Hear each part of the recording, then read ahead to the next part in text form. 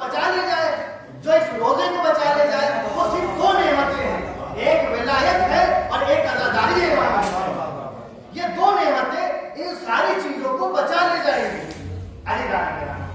تو یہ بہت جس طریقے سے کیا کہا جاتا ہے کہ بیٹی باپ کے لیے کیا ہے؟ رحمت ہے، اور بیٹا نعمت ہے، اور رحمت کے بارے میں سوال نہیں ہوگا، نعمت کے بارے میں سوال ہوگا۔ نعمت کے بارے میں اچھا چھوٹی چھوٹی نعمتوں کے بارے میں سوال ہو، چھوٹی چھوٹی غور کیجیے، چھوٹی چھوٹی نعمتوں کے بارے میں سوال ہوگا آپ سے۔ کیا اتنی بڑی نعمت کے بارے میں آپ سے سوال نہیں کیا جائے گا کہ ہم نے تم کو اتنی بڑی نعمت دی؟ اتنی بڑی نعمت ہے، آپ سنیں گے روایات میں آیا ہے کہ ایک فرشتہ جا رہا تھا، تو فرشتوں نے پوچھا کہاں سے جا رہے ہو، کہاں گئے تھے؟ کیا ہوا؟ تمہارے جسم سے تمہارے پاس سے خوشبو ظاہر ہو رہی ہے، اور وہ خوشبو ایسی ہے کہ جو ہم سب کو تمہاری طرف کھینچ رہی ہے۔ کہاں سے گئے تھے؟ تو کہنے لگا ہم مجلس امام حسین میں گئے تھے۔ ہم کہاں گئے تھے؟ مجلس امام حسین میں گئے تھے۔ تو فرشتے کہتے ہیں تو ایسا کرو ہم کو لے چلو اسی جگہ، تو کہنا مجلس ختم ہو گئی ہے۔ تو پھر فرشتے کہتے ہیں ہمیں اس جگہ پر لے چلو کہ جہاں پر حسین کی مجلس برپا ہوئی۔ اب آپ نے اندازہ لگایا کہ فرشتے جہاں پر آنے کی تمنا کرے، اللہ نے آپ کو وہ نعمت عطا کی۔ دیکھیے عزیزان گرامی، بس میں جلدی دو چار باتیں سن لیجیے۔ بہت بڑی نعمت ہے عزاداری، اور جو یہاں پر آ رہا ہے، اس جگہ پر جو آ رہا ہے، ایسا نہیں ہے کہ وہ یوں ہی چلا جائے گا۔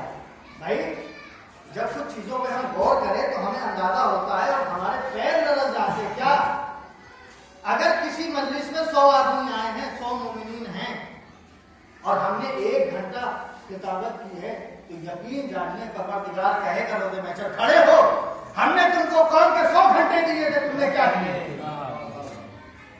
اگر اس مرحلے پہ سوچے تو واقعا پیر کانپ جائے، اور دیکھیں جب بات یہاں سے شروع ہوگی تو آپ یہاں تک جائے گی۔ کیا جو اس منزل پر آ رہا ہے اس سے بھی سوال ہوگا، ذاکرین سے سوال ہوگا، یہاں پڑھنے والوں سے سوال ہوگا کہ تم نے کیا کیا؟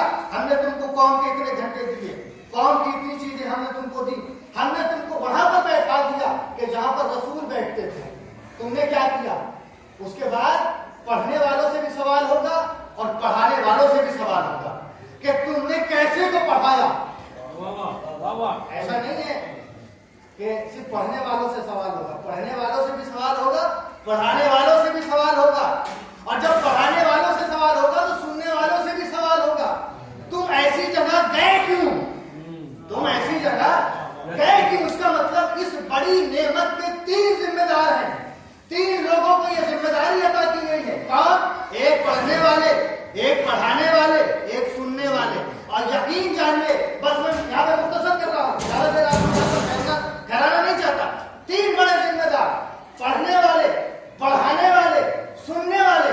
خدا کی قسم اگر یہ تینوں ذمہ دار اپنی ذمہ داری ادا کرتے، ایک محرم آپ کو الٹ کے نہ رکھ دے تو بتائیے، ایک محرم اگر دنیا کو الٹ کے نہ رکھ دے، اگر یہ تینوں لوگ اپنی ذمہ داری ادا کر دے۔ عزیزان گرامی، اگر ہم اس فرش پر آ رہے ہیں تو یہ سوچ کر بیٹھیں، یہ سوچ کر آئے کہ یہ فرش وہ فرش ہے کہ جہاں پر فرشتے آنے کی تمنا کرتے ہیں۔ اللہ نے ہم کو وہ نعمت نوازی ہے۔ اسی لیے دیکھیے جب موت کا تھپیڑا آئے گا تو پھر انسان کو کچھ نہ ہوگا انسان کے لیے، جب ایک موت کا تھپیڑا آتا ہے۔ یہی وجہ تھی پیغمبر اسلام سے پوچھا گیا، یا رسول اللہ یہ بتائیے، ہم نے دیکھا ہے کبھی کبھی کہ مرنے والے کی آنکھ کھلی رہ جاتی ہے۔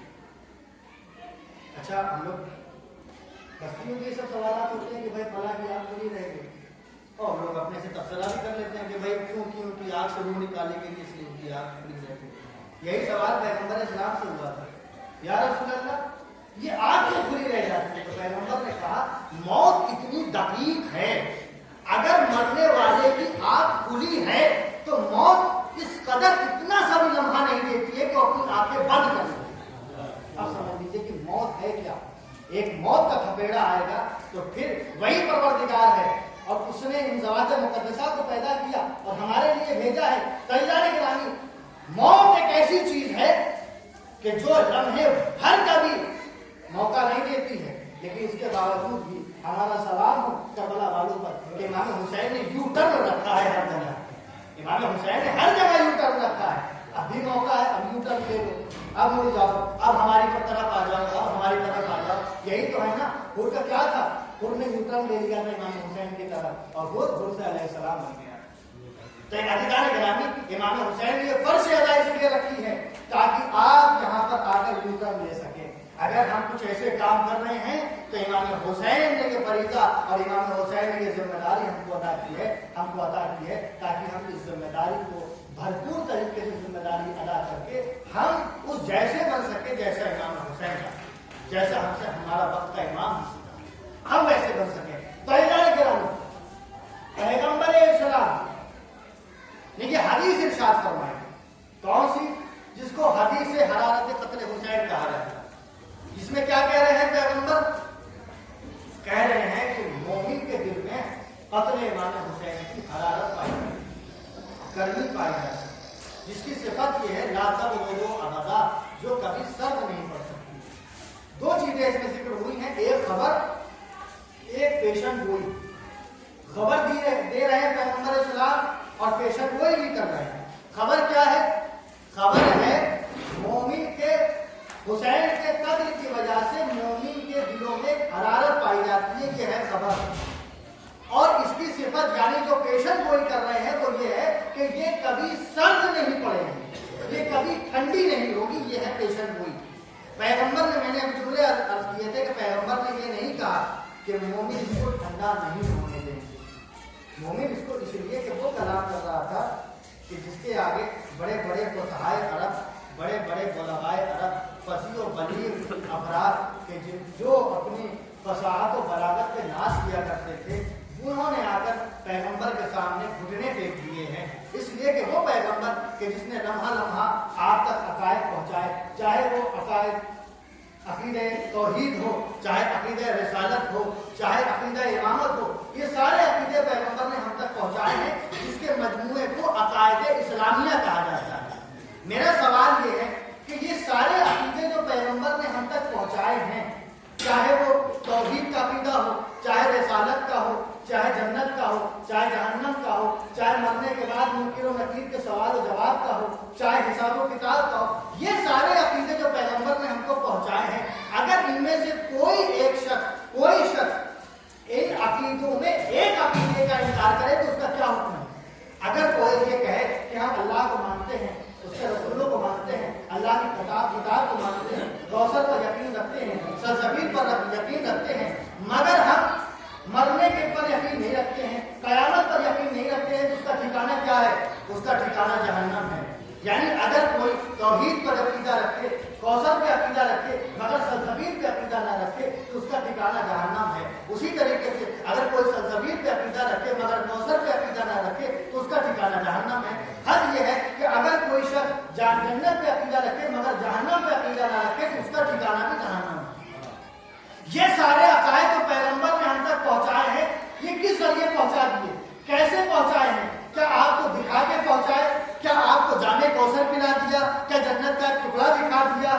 کیا اگر پیغمبر نے یہ عقائد پہنچائے ہیں تو کیا ہم کو مشاہدے کے بعد پہنچائے ہیں کہ یوں ہی پہنچا دیے؟ نہیں. علی گان گرامی، آپ بتائیے کیا پیغمبر نے جامع کوثر پلایا ہو، اس کے بعد یہ کہا ہو کہ کوثر پہ عقیدہ رکھو؟ کیا جنت کا نظارہ کرایا ہو، اس کے بعد کہا ہو کہ جنت پر عقیدہ رکھو؟ کیا سلسبیل دکھایا ہو، اس کے بعد کہا ہو سلسبیل پر عقیدہ رکھو؟ کیا فرشتوں سے مصافحہ کروایا ہو، اس کے بعد یہ کہا ہو کہ فرشتوں پہ عقیدہ رکھو؟ نہیں جناب. پیغمبر نے جتنے عقائد پہنچائے بغیر مشاہدے کے پہنچائے، بغیر دکھائے پہنچائے، اور اگر ان میں سے ایک کا انکار کر دیا جائے تو ٹھکانہ جہنم ہو. عزیزان گرامی، اگر ان تمام عقیدوں میں ہم کسی ایک عقیدے کا انکار کریں جو پیغمبر نے دکھایا نہ ہو، اگر اس کو تسلیم نہ کریں تو ٹھکانہ جہنم ہو. تو اگر پیغمبر نے کسی عقیدے کو سوالات حاجیوں کے مجمع کے درمیان دونوں ہاتھوں پہ اٹھا کر دکھایا ہو،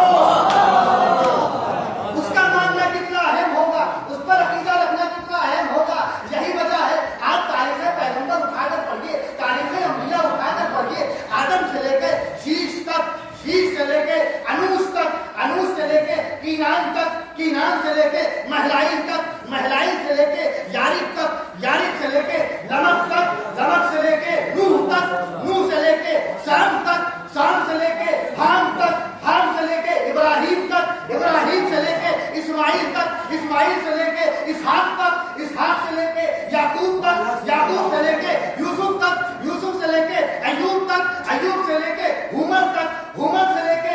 दाऊद से लेके सुलेमान तक, सुलेमान से लेके मूसा तक, मूसा से लेके यहूदा तक, यहूदा से लेके यूसुफ तक, यूसुफ से लेके ईसा तक, किसी पैगंबर को उस वक्त तक नबूवत नहीं मिली जब तक इनका इकरार न कर लिया।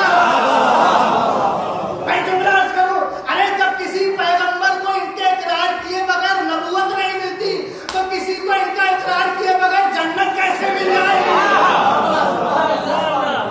एक सलावत पढ़े हज़रत मोहम्मद।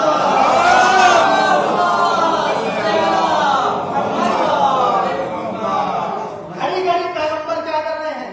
क्या जनाब मूसा का किस्सा सुना रहे हैं कुरान से, जनाब नूह की बातें सुना रहे हैं। क्यों सुना रहे हैं? इसलिए कि खुदा ने भेजा है। खुदा कह रहा है कि नूह का किस्सा सुनाएंगे, नूह की बातें याद दिलाएंगे, इब्राहिम की बातें याद दिलाएंगे। किसको याद दिलाएं? अपने उम्मती को याद दिलाएंगे। परवरदिगार ये नूह का किस्सा क्यों बयान कर रहा है? ये नूह की बातें क्यों याद दिला रहा है? ये इब्राहिम की बातें क्यों याद दिला रहा है? ये जनाब लूत का किस्सा क्यों